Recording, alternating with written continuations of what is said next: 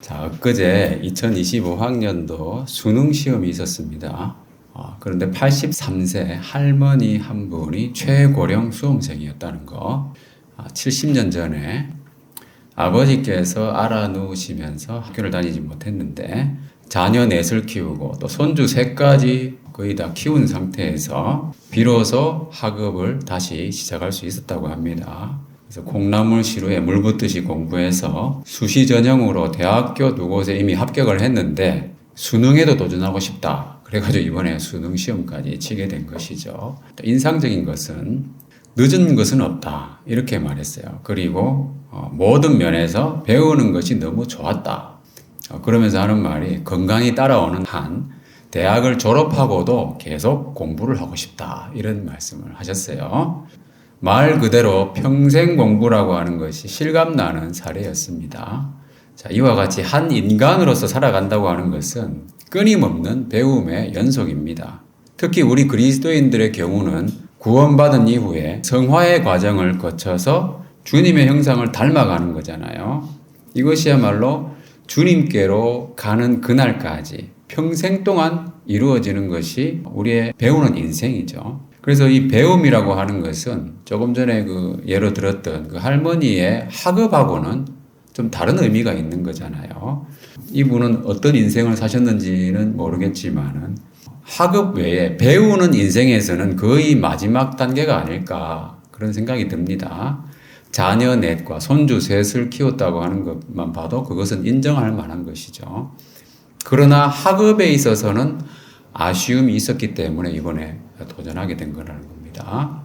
자, 그래서 학업과 배움의 의미에 대해서 생각해 본다면은 학업은 주로 정규 교육에서 이루어지는 것이죠. 그러니까 누구든지 원한다면은 우리나라에서는 얼마든지 기회가 있습니다. 자신의 노력 여하에 따라서 학위를 취득할 수도 있고요. 자격증도 딸 수도 있죠. 사회 구성원으로서 특정한 지위나 역할을 감당하기 위해서 직무 지식을 습득하는 과정이죠. 자, 이것은 또 먹고 사는 것과 연관되는 겁니다. 사람들의 기본적인 욕구가 충족되기 위한 것이기도 하고요. 그리고 사회적인 욕구, 또 자아 실현의 욕구, 이러한 사람들의 욕구 충족과 연관되기 때문에 직무 지식을 습득하는 이러한 기관들은 많이 있죠. 가르쳐 주는 데가 많습니다. 학교뿐만이 아니고, 그죠? 스스로도 많이 배울 수 있고요. 책을 통해서나 배우는 자료들, 영상 자료들도 많이 있고 해서. 그런데 학업이 아니라 배움에 대한 것, 그러니까 특히 인생 자체를 배우는 것에 대해서는 어떠한가 한번 생각해 볼 필요가 있겠죠. 인생을 배운다고 하는 것은 뭐겠습니까? 삶의 가치와 목적이 무엇인지 진지하게 고민하는 것이죠. 그러면서 어떤 인생을 살 것인지 방향을 정하고 또 좌우로 치우치지 않고 그 길을 가는 겁니다. 그러면서 다양한 경험을 하게 되겠죠. 그래서 결과적으로는 인격적으로 아름답게 성숙하는 겁니다. 이것이 바로 인생을 배우는 거죠. 나이가 들었지만은 여러분 다 인생을 배웠다고 말하기는 곤란할 수 있습니다. 왜냐하면 꼰대가 될 수도 있기 때문에 그런 것이죠. 이것이 바로 인생을 배우는 것인데, 자, 대단히 중요하지만 이것은 정규 교육에서는 안 가르쳐 준다는 거죠. 학교에서 선생님이 안 가르쳐 줍니다. 가르쳐 주시는 분도 있겠지만은 대부분은 그렇지 않잖아요. 그러면 어디서 누가 가르쳐 주는가? 집에서 부모님이 가르쳐 주십니까? 일부 맞을 수도 있지만 안 맞는 경우가 더 많은 것 같아요. 그러면 어디서 누가 가르쳐 주는가? 직장에서 직장 상사가 가르쳐 줍니까? 아니면은 교회에서 목사님이 가르쳐 줍니까? 모두 아니에요. 일부 맞을 수도 있지만은 정답은 아니라는 겁니다. 그럼 이 중요한 것은 누가 가르쳐 주냐는 거죠. 어디서 누가 가르쳐 주는가? 자, 이 말씀을 다 같이 읽어보겠습니다. 시작. 내가 네 갈 길을 가르쳐 보이고 너를 주목하여 훈계하리로다. 네, 이 말씀은 다윗의 말이기도 하지만 다윗이 성령의 감동으로 기록한 말씀이잖아요. 그래서 우리는 하나님의 말씀으로 받아들일 수 있습니다. 인생의 의미와 가치와 방향, 어디서 누가 가르쳐 주는가? 하나님이 가르쳐 주신다는 겁니다. 어디서 가르쳐 주십니까?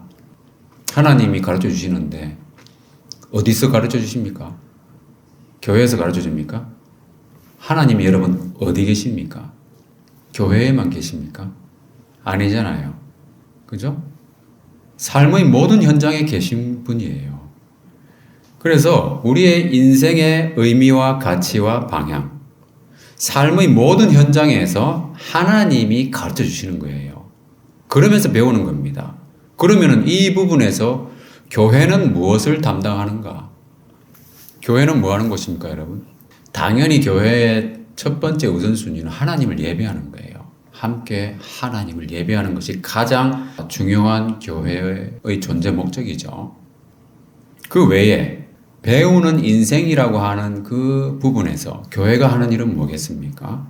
자, 삶의 현장에서는 실제적인 경험으로 배우는 거예요. 그죠? 그렇다면은 교회에서는 교훈과 지침을 배우는 겁니다. 그리고 삶의 현장에서 배운 것들을 서로 나누면서 공유하면서 피드백을 받는 것이죠.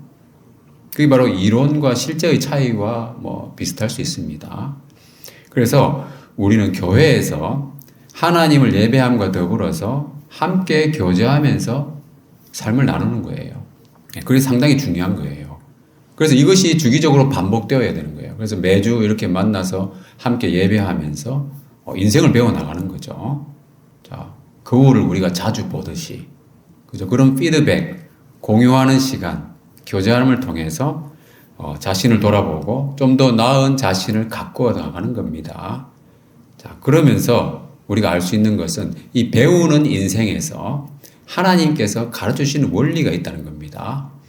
자, 첫 번째는 뭐냐 하면 사람은요, 보고 들으면서 배운다는 겁니다. 사람은 그렇게 되어 있다는 거예요. 그죠? 네, 무엇을 보느냐 그래서 상당히 중요한 겁니다. 여러분도 아시겠지만 폭력물 많이 보는 사람은 과격해지잖아요. 보고 들은 게 그런 거기 때문에. 자, 그래서 중요한 것은 뭐냐 하면은 보고 들으면서 배울 사람이 주변에 있다면은 참 감사한 일이죠. 보고 들으며 배울 사람. 그런 사람을 가리켜서 뭐라고 합니까? 멘토라고 하는 거죠. 멘토를 통해서 배우는 것입니다. 그래서 이런 면을 본다면은 디모데라고 하는 이 인물은 참 행복한 사람이 아니었는가 이런 생각을 해봅니다. 왜냐하면은 이 사람한테는 확실한 멘토가 있었잖아요. 사도 바울이라고 하는. 그래서 오늘 이 본문의 말씀을 보면은 디모데는 사도 바울을 보고 배웠습니다. 자, 여기 보면은 중간에 보면은 네가 과연 보고 알았거니와 이렇게 돼 있잖아요. 그 무엇을 보고 배웠느냐? 사도 바울의 생계형 직업이라고 할 만한 것은 텐트 메이킹이잖아요. 그죠? 천막을 만드는 것이었어요. 그 디모데가 천막 만드는 것을 배웠습니까? 물론 배웠을 수도 있겠죠. 그러나 여기는 나와 있지 않아요. 그런 것들은 정말 말 그대로 학업과 연관되는, 그죠? 생계를 유지하기 위한, 먹고 살기 위한, 그런 것들이죠.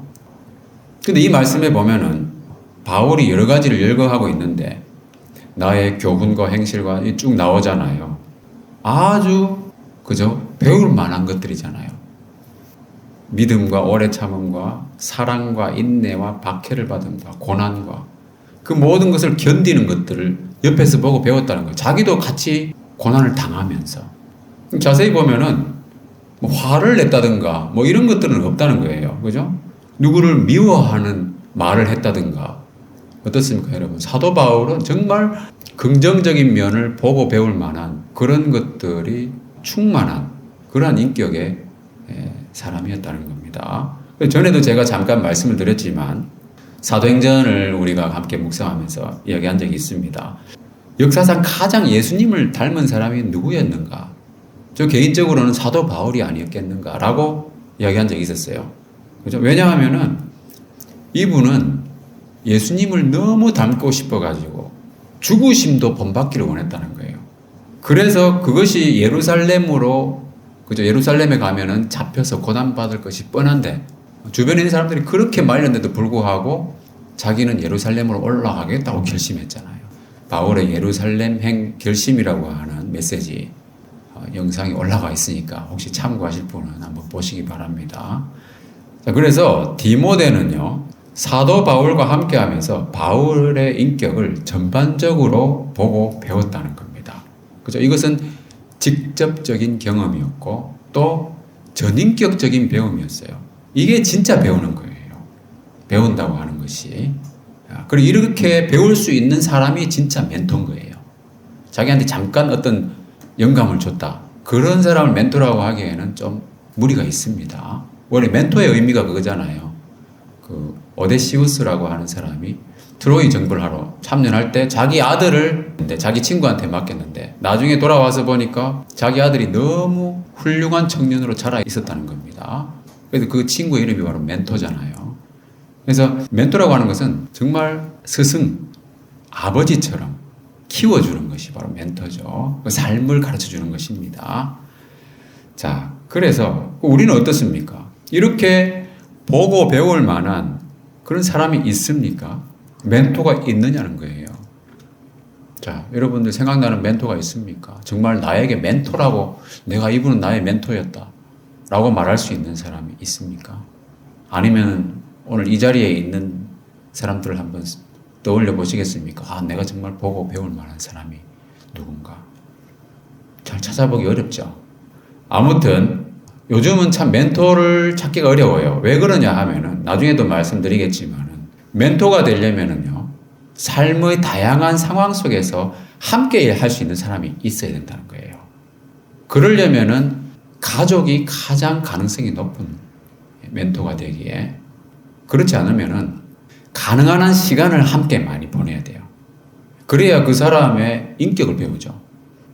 하여튼 그렇습니다. 그래서 요즘은 잘 찾아보기가 어렵다고 하는 거 나중에도 뭐 말씀드리겠지만은, 근데 공자가 이런 말을 했습니다. 삼인행이면은 필류와 사은 해가지고 무슨 말입니까? 예, 세 사람이 함께 길을 가면은 거기는 반드시 나의 스승이 있다고 했어요. 자, 틀린 말은 아니죠. 왜냐하면은 그 가운데 나보다 나은 사람이 있다면은 그 사람의 장점을 내가 배워서 따르면 된다는 거예요. 그죠? 근데 나보다 못한 사람, 좋지 않은 사람이 있다면은 그것을 보고 나는 저렇게 하면 안 되겠다. 바로 잡으면 된다는 거예요. 그러니까 세 사람만 있으면은 충분히 긍정적인 스승이 있을 수 있고 또는 반면교사로 삼을 만한 스승이 있을 수 있다는 겁니다. 자, 여기에 저를 포함해서 5명이 있는데요. 여기도 반드시 스승이 있다는 거예요. 그죠? 반면교사를 포함해서. 그걸 발견한다고 하는 것은 내 자신이 얼마나 신중하냐, 그리고 얼마나 겸손하냐에 달려 있는 거예요. 그러나 멘토라고 말하기에는 뭔가 아쉬운 점이 많은 것이 우리의 현실이죠. 제가 조금 전에도 말씀을 드렸지만 멘토, 멘티의 관계는 많은 시간을 다양한 상황 속에서 함께 해야 형성되기 때문입니다. 자, 그런데 디모데에게 사도 바울의 경우를 보면 반면교사로 삼을 만한 부분은 아마 거의 없었을 거예요. 그러나 우리는 현실적인 여건상 반면교사까지도 고려해가지고, 그죠? 스승을 찾아야 되겠죠. 다만 내 자신이 반면교사가 되지 않도록 조심해야 될 것 같습니다. 그죠? 자, 이러한 멘토를 통해서 배우는 것이 가장 확실한 배움이다 하는 거. 자, 그러면 우리 멘토가 정말 이렇게 멘토라고 할 만한 사람이 없는데 그걸 어떻게 해야 되느냐?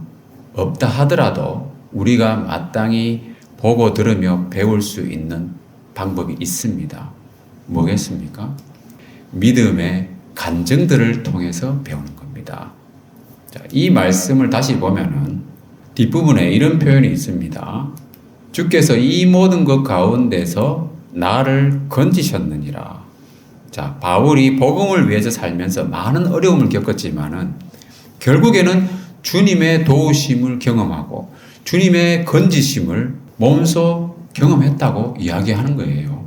믿음으로 살았어요. 그러나 너무 힘들었어요. 고난이 있고 박해가 있었어요. 그러면서 최종적으로는 뭡니까?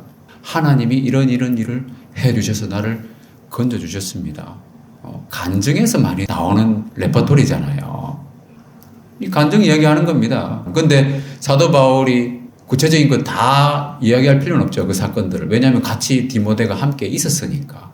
그런 거예요. 그런데 만약에 새로운 사람한테 사도 바울이 이런 이야기 했다면은 구체적인 사례를 몇 가지 이야기하면서 간증을 이야기했겠죠. 그러면서 마지막에 주님께서 하신 일들을 이야기했을 거라는 겁니다. 자, 여러분들의 삶 속에서도 그런 믿음의 간증적인 경험들이 많이 있을 거로 생각됩니다.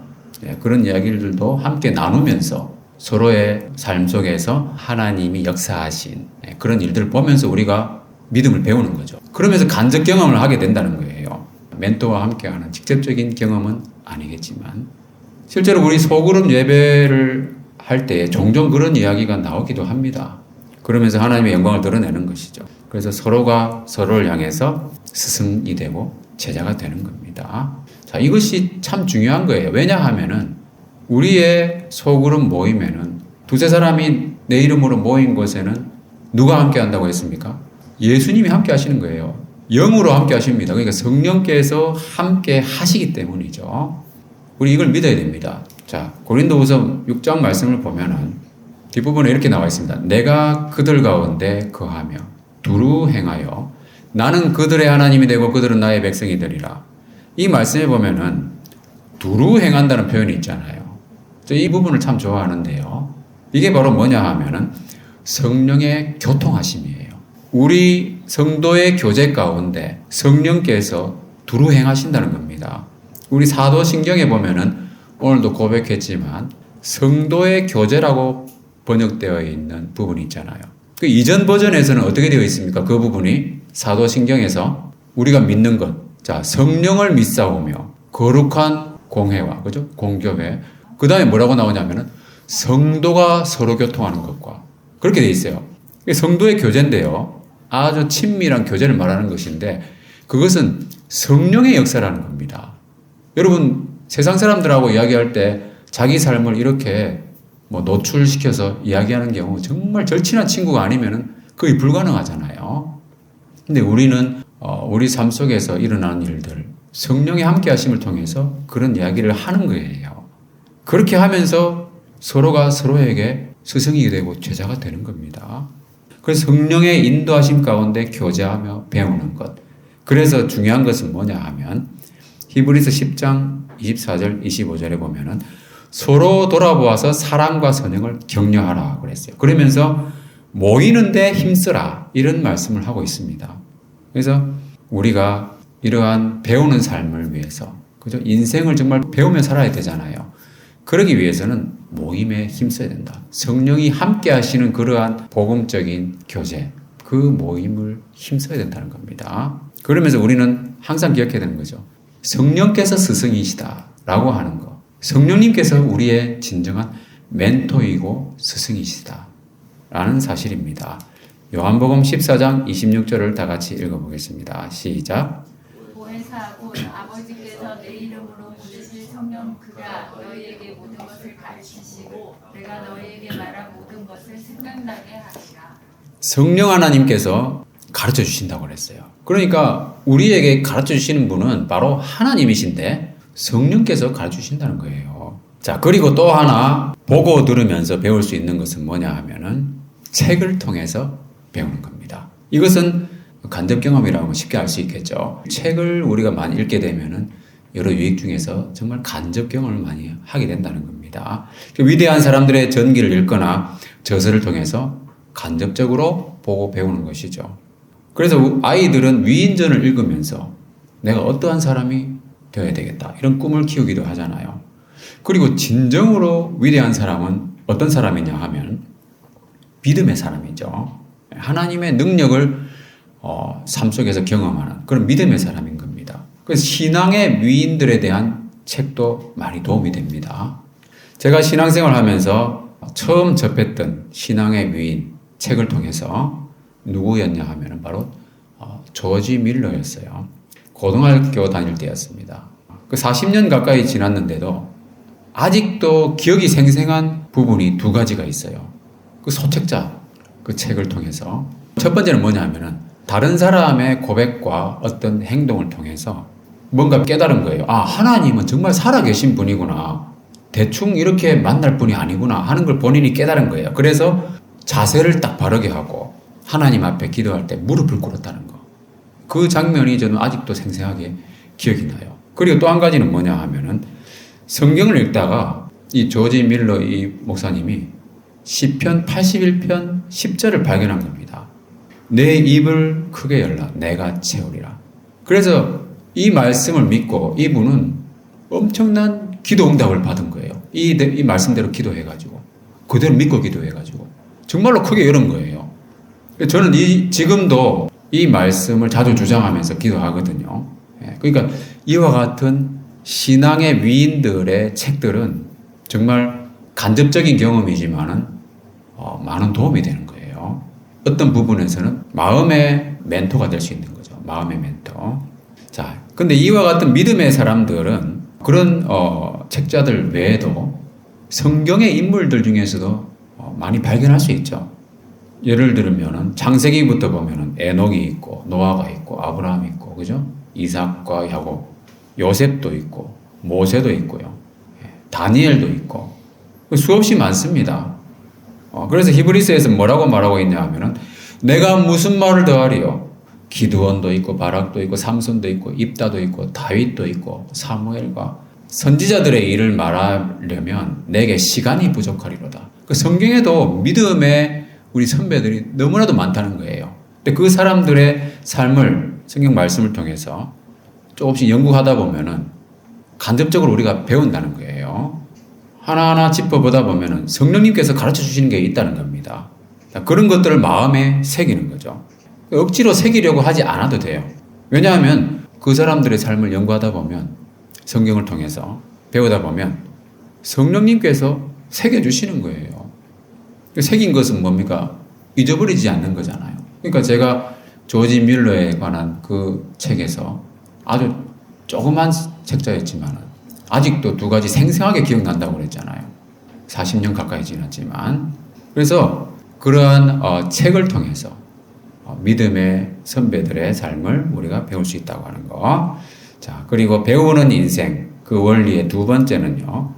배우고 확신한 일에 거하는 겁니다. 오늘 본문의 14절에 보면은 사도 바울은 이렇게 권면하고 있습니다. 배운 대로 살아라. 그런데 잘 보면은 배우고 확신한 일에 거하라 이렇게 말했잖아요. 여기서 중요한 건 뭐냐 하면은 배우고 확신한 일이 있다는 겁니다. 자, 어떻게 생각하십니까? 여러분, 배우고 확신한 일이 있습니까? 이것이 정말 확실한 길이다. 그렇게 생각되는 삶의 의미, 방향, 원칙이 있냐는 거예요. 이게 중요한 거예요. 인생에 있어서 확신이 없는 사람들이 너무 많습니다. 그렇지 않습니까? 그래서 예수님께서 사람들을 보시면서 참 불쌍히 여기셨어요. 왜 그렇습니까? 자, 다 같이 마태복음 9장 말씀 읽어보겠습니다. 시작. 우리를 보시고 불쌍히 여기시니 우리 그들이 목자 없는 양과 같이 고생하며 기진하니라. 사람들은요, 배우고 확신한 일이 없는 경우가 대부분이에요. 왜냐하면 목자가 없기 때문이죠. 다른 의미에서는 목자를 거부하기 때문이에요. 양들처럼, 기르는 양들처럼 내 인생 내가 알아서 하겠다 이거잖아요. 좋은 말처럼 들리지 않습니까? 그러나 어디로 가야 될지 모르는 거예요. 세상은 온통 새까만데 밤중에 가면서 내 혼자 잘 갔다 오겠다 이런 얘기 하는 거잖아요. 많은 사람들이 방황하고 있는 겁니다. 목자란 뭡니까? 우리의 삶을 이끌어 주시는 분이잖아요. 그죠? 그 우리의 인생길을 가르쳐 주시는 분이에요. 하나님이시면서 예수님이 목자입니다. 조금 전에 우리를 가르쳐 주시는 분은 성령님이라고 했잖아요. 그러니까 삼위일체 하나님이 우리의 목자가 되시는 거예요. 그래서 우리가 그리스도 안에 있으면은 확실한 목자가 있는 겁니다, 여러분. 그러니까 그리스도 안에 있는 우리에게는 배우고 확신한 일이 있어야 마땅한 거죠. 여러분 어떻습니까? 배우고 확신한 일이 있습니까? 배우고 확신한 일을 가져야 된다는 겁니다. 그러려면 무엇이 필요한가? 이 말씀에서 사도 바울은 배우고 확신하는 데 있어서 두 가지 요소를 이야기하고 있는데요. 우선은 자, 너는 네가 누구에게서 배운 것을 알며 그랬어요. 조금 전에도 제가 말씀을 드렸지만 디모데는 사도 바울에게서 배웠잖아요. 그러니까 배우고 확신한 일이 있으려면은 확실한 멘토가 있는 게 중요한 거겠죠. 그러니까 디모데는 확실한 멘토로부터 배웠으니까요. 예. 그 배운 대로 살아가라는 겁니다. 자, 멘토라고 하는 것은 삶을 함께 하면서 전인격적으로 가르치는 아버지 같은 스승의 역할을 한다고 그랬습니다. 자, 그러면서 한번 생각해 보세요. 디모데는 바울과 같이 있었다는 겁니다. 많은 생각을 했겠죠. 고난을 당하면서. 그렇지 않겠습니까? 어떤 생각을 했을까요? 이분은 왜 항상 이렇게 사서 고생만 하시나? 젊은 사람 입장에서 맨날 고생길을 가는 그 사도 바울 옆에 따라다니면서 그런 생각 하지 않았겠습니까, 여러분? 그러면서 또 이런 생각도 있겠죠. 나는 왜 이렇게 힘들고 어려운 길을 왜 나는 따라가고 있는가? 왜 그랬을까요? 경건한 삶에는 박해가 따른다는 거예요. 그죠? 고난의 길이라는 겁니다. 그럼에도 불구하고 사도 바울과 디모데는 고난받는 삶을 택하고 또 사도 바울은 그것도 디모데에게 또 그것을 권하고요. 디모데도 기꺼이 함께하고 있었다는 사실입니다. 왜 그들은 고난을 택했는가?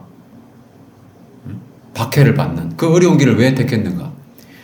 지난주에도 제가 잠깐 말씀드렸지만 경건에는 유익이 있다는 겁니다. 그 경건의 유익은 삶의 모든 면에서 유익이고요. 또 영원한 약속이 있다고 했어요.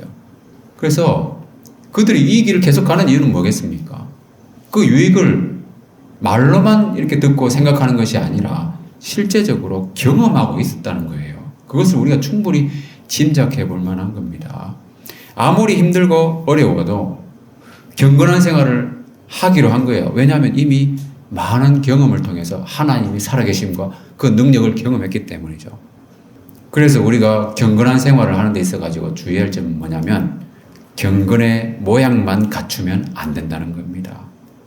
주일에 예배 참석하고 헌금도 하고 평소에 성경도 읽고 기도도 하고 그렇게 하지만 삶의 현장에서 어떤 일이 닥쳤을 때 눈앞의 이익을 위해서 편법을 쓴다든가 그러면서 세상적인 방식으로 살아가는 것. 경건의 모양은 있지만 능력은 부인하는 거예요. 선한 것을 추구하지 않고 더 악해지기만 하는 그런 세상이잖아요. 그죠? 속임수가 만연한 세상이에요. 삶의 기준이 진리가 아니라 이익이 되어버린 거예요. 그러니까 거짓을 자기 걸로 만들어서 이익을 취하기에 사람들이 거리낌이 별로 없어요. 사기꾼들이 얼마나 많습니까? 세상 사람들 믿을 사람 없다고 그러잖아요. 이런 것들이 바로 경건의 능력을 부인하는 거예요. 진리를 거슬르면서 대적하며 살아가는 것이죠.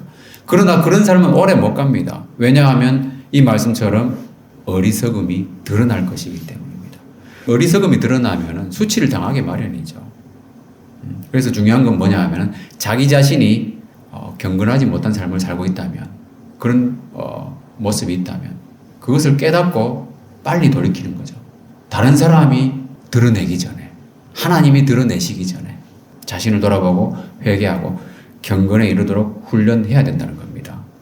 자, 이와 같이 바울과 디모데가 그 험난한 길을 택하고 지속적으로 그 길을 갔던 이유는 경건의 능력에 대한 확신이 있었기 때문이다. 바울은 경건의 능력을 경험한 멘토였고요. 디모데도 경건의 능력을 경험한 멘티였습니다. 자, 배우고 확신한 일을 가지려면 또 어떻게 해야 되는가? 성경을 알아야 됩니다. 성경에서 배운 대로 살아가야 된다는 거예요. 자, 디모데는 어려서부터 성경을 알았다고 그랬어요.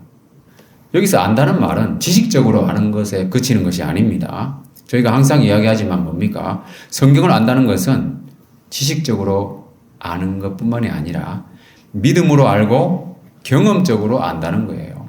그래서 성경에 기록된 하나님의 말씀을 믿고 그 말씀대로 역사하시는 하나님의 능력을 경험한다는 겁니다. 그 예수님 당시에 문자적으로 성경을 많이 알았던 그런 사람들의 집단이 바리새인도 있고 사두개인도 있었는데요.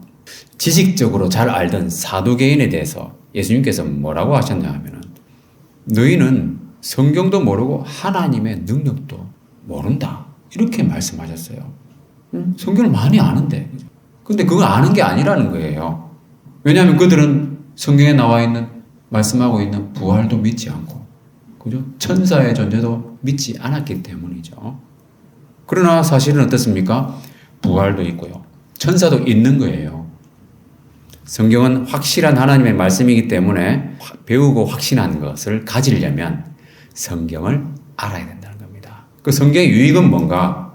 이 말씀에서 성경의 유익은 한마디로 말하면 구원에 이르는 지혜가 있게 한다 그랬습니다. 얼마 전에 제가 구원에 관한 3가지 시제에 대해서 정리한 적이 있었잖아요. 여기서 말하는 구원은 칭의와 성화를 동시에 의미한다고 볼 수 있습니다. 자, 우선 성경을 읽으면은 그리스도를 믿는 믿음을 갖게 되잖아요. 그러니까 구원을 얻게 되는 겁니다. 그런 점에서 칭이고요. 그리고 이 말씀 이후에 나오는 구절들처럼 성경은 사람을 온전하게 만들어줍니다.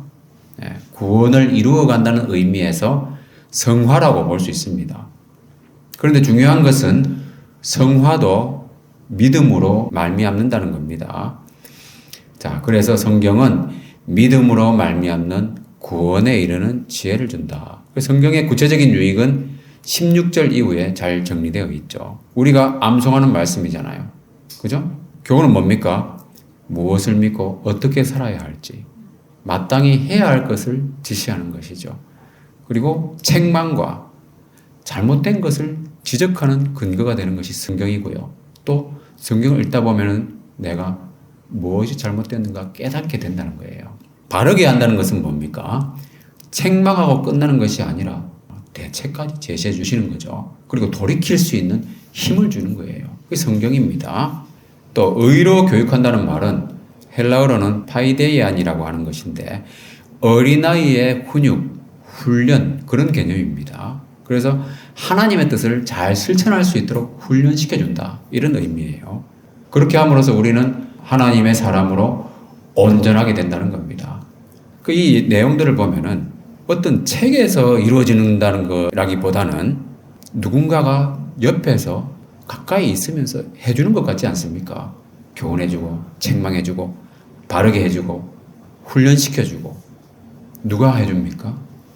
이 말씀 앞에 보면 뭐라고 되어 있습니까? 하나님의 감동으로 이루어진 것이 바로 성경이다 그랬어요. 그러니까 성령께서 성경에 저자라는 의미죠. 그러니까 성령께서 진짜 우리의 멘토가 되시는 거죠. 이 성경이 바로 그 성령님이 우리의 멘토 되심을 증거하는 것이죠. 말씀 마무리하겠습니다. 제가 고등학교 시절에 친구들과 서로 이런 이야기를 한 적이 있었어요. 이것도 뭐 오래된 이야기지만 인상적이어서 기억이 나는데 선생은 많아도 스승은 없고 학생은 많아도 제자는 없다. 요즘도 이런 얘기 하는지 모르겠습니다만은 21세기를 살아가는 우리에게 더 공감이 되는 얘기죠. 학업과 배움의 차이, 뭐 그 뉘앙스의 차이도 조금 전에 이야기했었지만, 자, 우리 인생을 배우는 데 있어서 가장 중요한 요소는 멘토라고 해도 과언이 아닙니다. 왜냐하면 사람은 보고 들으면서 배우기 때문이죠. 그래서 가장 중요한 요소는 멘토인데 함께 하면서 배우는 것이 인생이기 때문에 그렇습니다. 근데 요즘 어떻습니까? 1인 가구도 늘어나고 SNS가 발전하다 보니까 오프라인에서 함께 하는 것이 쉽지 않잖아요. 그죠? 그러나 멘토는요, 온라인에서는 결코 얻을 수 없다는 것이 멘토입니다. 보고 듣는 것이 제한적이기 때문이죠. 지금의 세상은 멘토가 없는 세상이에요. 그러니까 사람들은 어디로 갑니까? 정신과로 가죠. 심리 상담을 한다든가 정신과 상담을 받는 거예요. 멘토가 하는 어떤 역할을 그분들이 대신해 주는 거죠. 그 전문가들이. 그러나 우리는 그리스도 안에 있기 때문에 확실한 멘토가 있습니다. 성부 하나님, 성자 예수님, 그리고 성령 하나님, 그리고 성경이 있잖아요. 그래서 우리는 배우고 확신한 일이 있다는 겁니다. 목자가 있어서 방황하지 않습니다. 자, 성경의 저자이신 성령님을 통해서 배우는 확실한 인생입니다.